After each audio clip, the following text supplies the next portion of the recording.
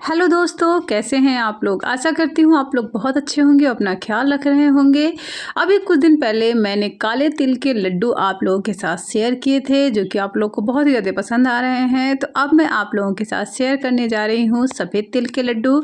आप लोग please video को स्किप मत करिएगा। बहुत ही आसान सा तरीका मैं आप लोगों को बताऊँगी, जिससे कि आप आसानी से घर में सफ़ेद तिल के लड्डू बना सकते हैं। और मकर संक्रांति आने वाली है, तो उस पे तो बहुत वेराइटीज़ के गुड़ के लड्डू, गुड़ की चिक्की, काले तिल के लड्डू, सफ़ेद तिल के लड्डू, चिक्कियाँ, बहुत ज़्यादा चीज़ें बनाई जाती हैं, जो कि सभी को बहुत ज़्यादा पसंद आती है और बहुत ही ज़्यादा हेल्दी भी होती है, क्योंकि ये सारी चीज़ें गुड़ से बनाई जाती हैं। गुड़ हमारे स्वास्थ्य के लिए बहुत ज़्यादा लाभदायक होता है और सफ़ेद तिल भी बहुत ही ज़्यादा, खास करके औरतों को जो यूटीआई इन्फेक्शन होता है, उससे बहुत जल्दी आराम दिलाता है। अब आपको क्या करना है सफ़ेद तिल के लड्डू बनाने के लिए, आपको तिल को ऐसे ही ड्राई रोस्ट करना है, ड्राई, और लेकिन उससे पहले आपको देख लेना है कि तिल में कहीं किरकिराहट तो नहीं। अगर किरकिराहट है तो आप हल्का गीले कपड़े से इसको पोंछ के थोड़ा-सा सुखा सकती हैं।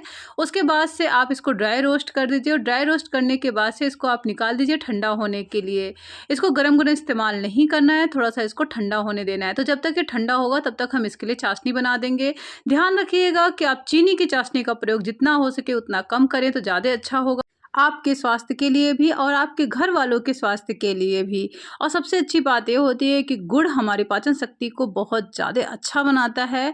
और उसके साथ-साथ गुड़ से क्या होता है कि हमारा वेट भी बहुत तेज़ी से नहीं बढ़ता है। तो इसलिए हमें अपने खाने में गुड़ का प्रयोग ज़रूर करना चाहिए। और जब भी हम खाना खा लें तो खाने के बाद से हमें गुड़ से बनी हुई चीज़ें या तो गुड़ का इस्तेमाल ज़रूर करना चाहिए।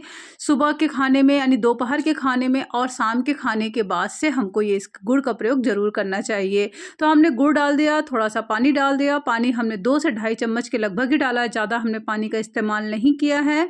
अब हल्का-सा हम इस गुड़ को पिघलने देंगे, इसका वेट करेंगे। लगभग 5 से 6 मिनट में ये गुड़ अच्छे से पिघल जाएगा। आँच को बहुत हाई नहीं रखना है, आँच को आपको मध्यम और कम करते रहना है। आपको बहुत हाई आँच पे इसको पिघलाना नहीं है, लेकिन बहुत जल्दी ये पिघल जाएगा।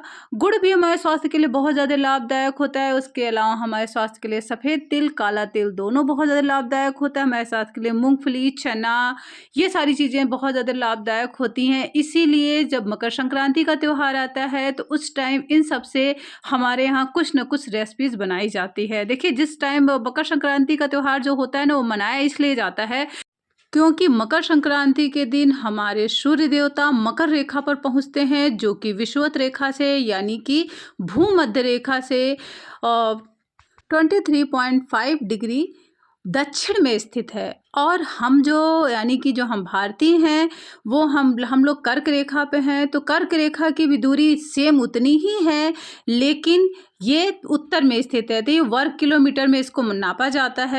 तो जिस दिन मकर रेखा पर सूर्य देवता आते हैं, उसे हम मकर संक्रांति के त्योहार के रूप में मनाते हैं। पूरे भारत में इसको मकर संक्रांति के त्योहार के रूप में मनाया जाता है, क्योंकि तब हमारे सूर्य की रोशनी इधर आएगी यानी गर्मी आएगी, और गर्मी आते ही हमारे जो अनाज हैं वो पक जाएंगे। इसलिए हम अनाज और गुड़ से कुछ न कुछ रेसिपीज़ बनाते हैं। और पूरे भारत में अलग अलग जगह पे अलग अलग तरीके से इस त्योहार को मनाया जाता है।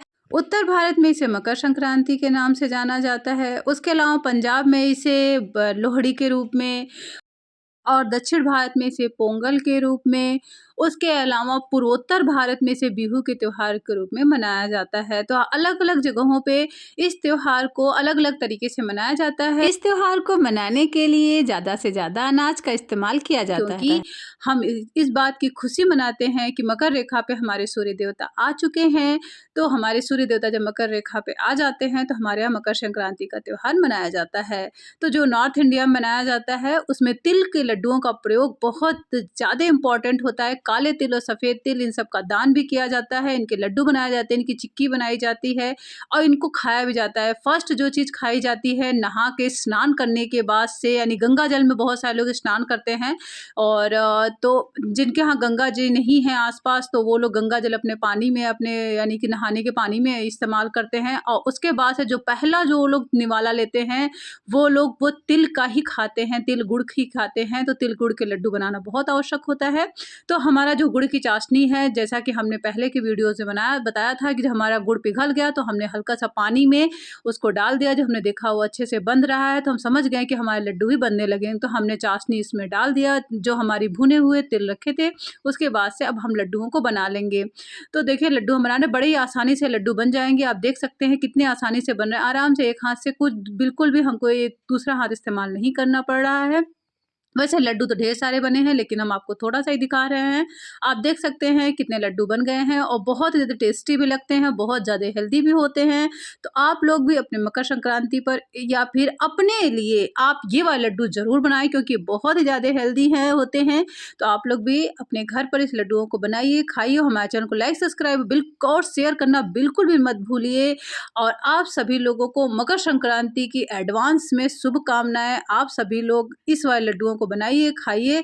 और अगर हमारे चैनल पे नए हैं तो हमारे चैनल को सब्सक्राइब करना बिल्कुल भी ना भूलें और बेल आइकन आप लोग ज़रूर दबाएँ, जिससे मेरे आने वाले सारे वीडियोज़ आप लोगों को नोटिफ़िकेशन के रूप में प्राप्त होते रहें। Bye bye, take care.